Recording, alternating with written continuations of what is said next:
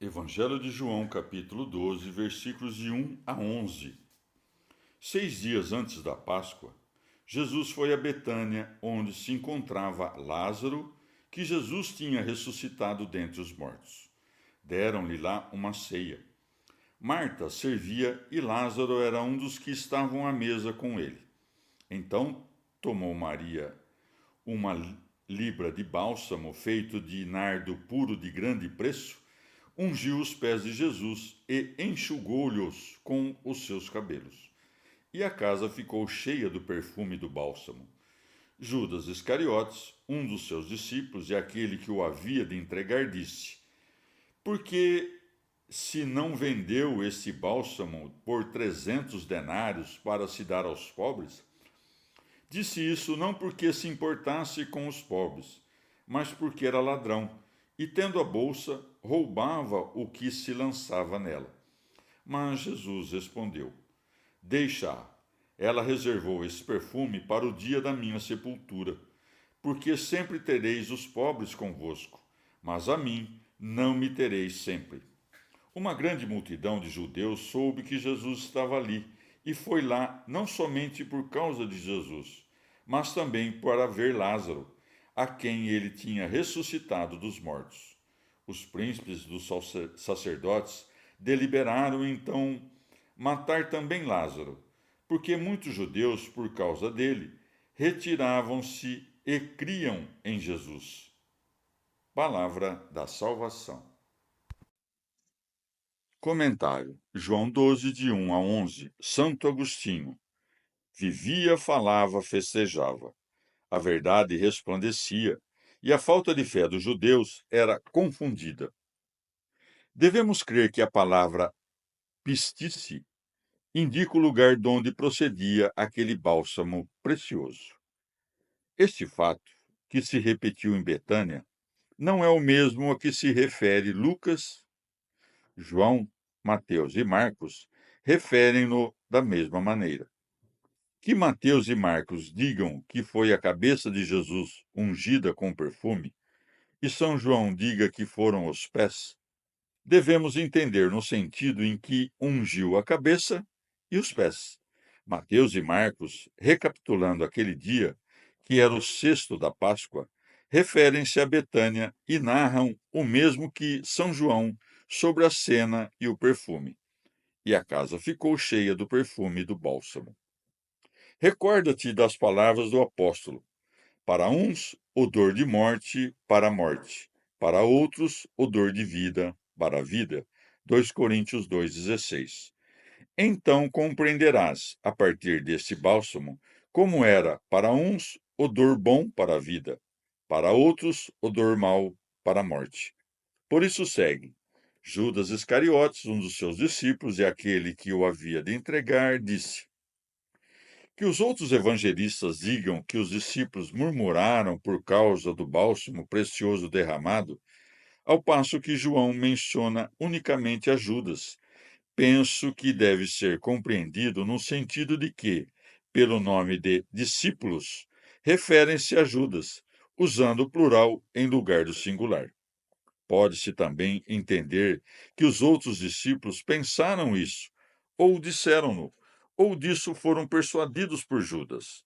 Mateus e Marcos mencionam expressamente a vontade dos outros, mas Judas dissera isso porque era ladrão, os outros porque se preocupavam com os pobres.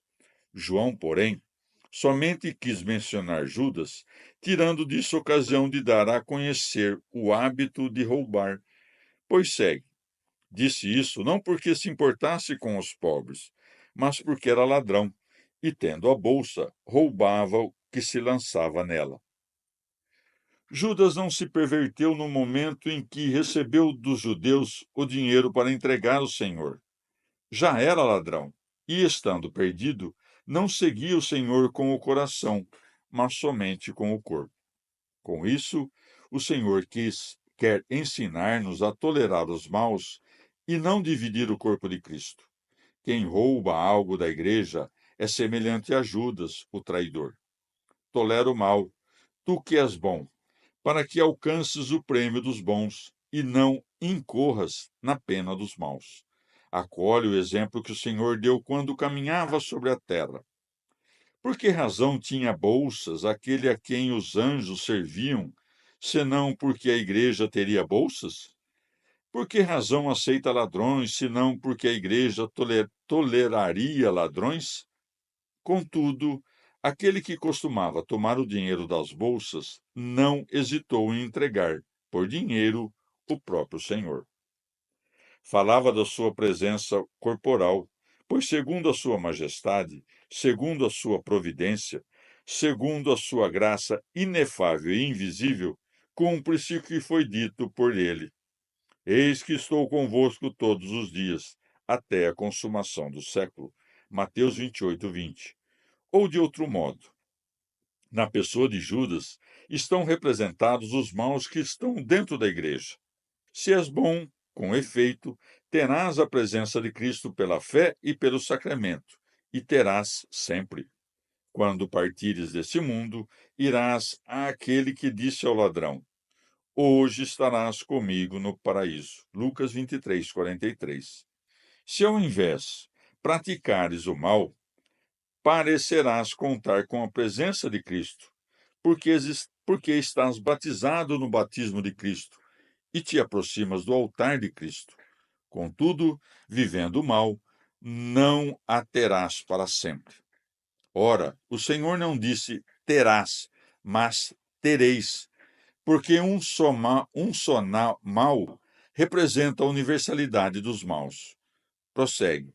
Uma grande multidão de judeus soube que Jesus estava ali e foi lá, não somente por causa de Jesus, mas também para ver Lázaro, a quem ele tinha ressuscitado dos mortos.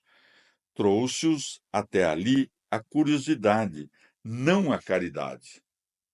Como a notícia de que tão grande milagre do Senhor se havia difundido tanto, de modo que era impossível ocultar o que havia acontecido ou negá-lo, pensaram em matar Lázaro. Por isso segue. Os príncipes dos sacerdotes deliberaram então matar também Lázaro. Ó ira cega! Como se o Senhor pudesse ressuscitar um homem morto, mas não pudesse ressuscitar um homem assassinado. Eis que o Senhor fez ambas as coisas. Ressuscitou a Lázaro e a si mesmo. O perfume com o qual Maria ungiu os pés de Jesus foi a justiça, e por isso leva uma libra. Esse perfume era de nardo, líquido precioso. Pistis, em grego, significa fé. Queres agir com justiça? O justo vive da fé. Romanos 1,17. Unge os pés de Jesus vivendo bem. Segue suas pegadas. Enxuga-as com os teus cabelos. Se tens algo supérfluo, dá aos pobres e terás enxugado os pés do Senhor, porque os cabelos parecem o supérfluo do corpo.